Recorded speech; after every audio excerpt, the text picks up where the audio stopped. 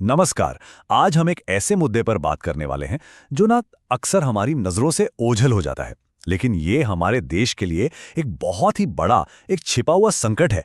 और वो है भारत में भोजन की बर्बादी। ये एक ऐसा सवाल है जो हम सबको परेशान करना चाहिए। सोचिए, एक तरफ हमारे देश में करोड़ों लोग हैं जो हर रात भूखे सोते हैं, और दूसरी तरफ हम इतना खाना बर्बाद कर देते हैं जिससे उन सबका पेट भर सकता है।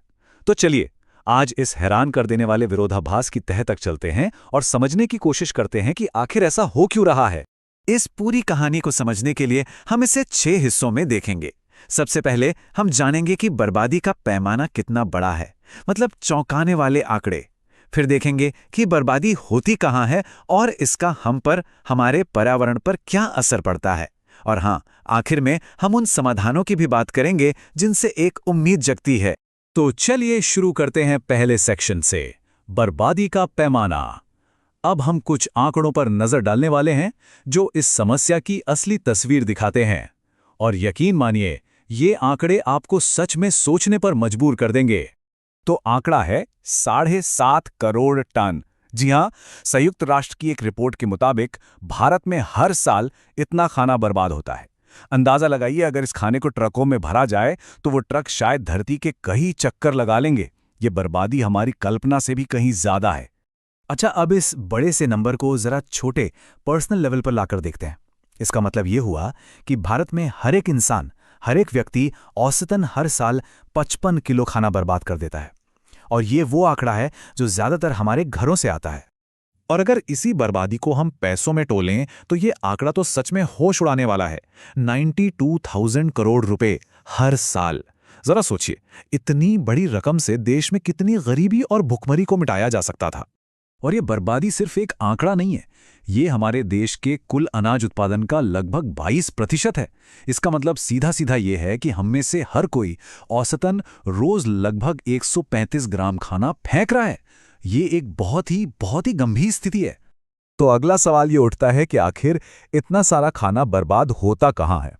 देखिए, इसका जवाब किसी एक जगह पर नहीं बल्कि हमारी पूरी व्यवस्था में, मतलब खेतों से लेकर हमारी थाली तक हर जगह छिपा हुआ है।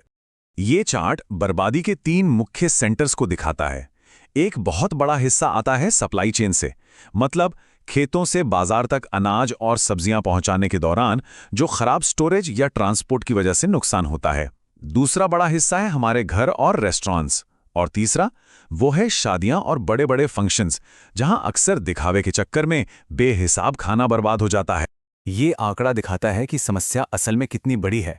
सोचिए, सिर्फ एक शादी में इतना खाना बर्बाद हो जाता है जिससे सैकड़ों, यहां तक कि हजारों लोगों का पेट भर सकता है।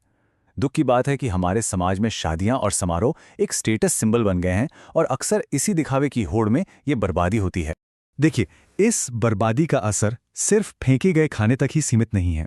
इसका असर हमारी अर्थव्यवस्था पर, हमारे पर्यावरण पर और हमारे समाज पर बहुत ही गहरा पड़ता है। ये स्लाइड इस समस्या का सबसे दुखद और शायद सबसे शर्मनाक पहलू दिखाती है। एक तरफ हम 7.5 करोड़ टन खाना फेंक रहे हैं और दूसरी तरफ हमारे ही देश में 19.4 करोड़ लोग हर रात भूखे सोने पर मजबूर हैं।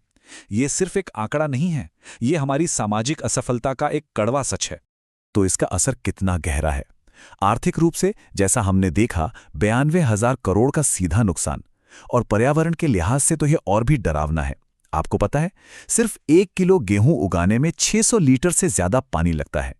तो सोचिए, बर्बाद हुए खाने के साथ हमने कितना पानी और कितने प्राकृतिक संसाधन बर्बाद कर दिए। और सामाजिक तौर पर ग्लोबल हंगर इंडेक्स में हमारी निचली रैंकिंग इसी कड़वी सच्चाई को बार बार दिखाती है। लेकिन हर समस्या का कोई ना कोई समाधान जरूर होता है। अच्छी बात यह है कि इस दिशा में कई लेवल पर काम हो भी रहा है, जो हमें एक उम्मीद देता है। चलिए देखते हैं कि इस समस्या से निपटने के लिए क्या क्या किया जा रहा है। समाधान की इस लड़ाई में सरकार, गैर सरकारी संगठन यानी एनजीओस और हम जैसे आम नागरिक सब अपनी अपनी भूमिका निभा रहे हैं। सरकार की तरफ से एफएसएसएआई की सेव फूड शेयर फूड पहल एक बहुत ही बेहतरीन कदम है। इसके तहत इंडियन फूड शेयरिंग अलायंस यानी आईएफएसए जैसा एक नेटवर्क बनाया गया है, जिसका काम है रेस्टोरेंट्स और पार्टियों से बचे हुए खाने को इकट्ठा करके सही जगह यानी जरूरतमंदों तक पहुंचाना। और सिर्फ सरकार ही नहीं, नो फूड वेस्ट जैसी कई सारी एनजीओज भी जमीनी स्तर पर कमाल का काम कर रही हैं।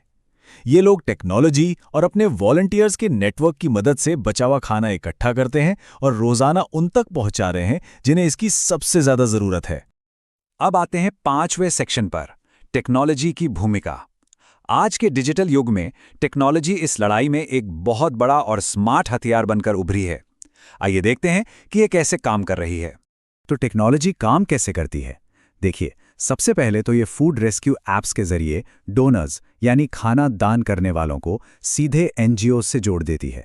दूसरा, ये रेस्टोरेंट्स की स्मार्ट प्लानिंग में मदद करती है ताकि उन्हें पहले से पता हो कि कितनी डिमांड होगी और खाना कम बने, जिससे बर्बादी भी कम हो।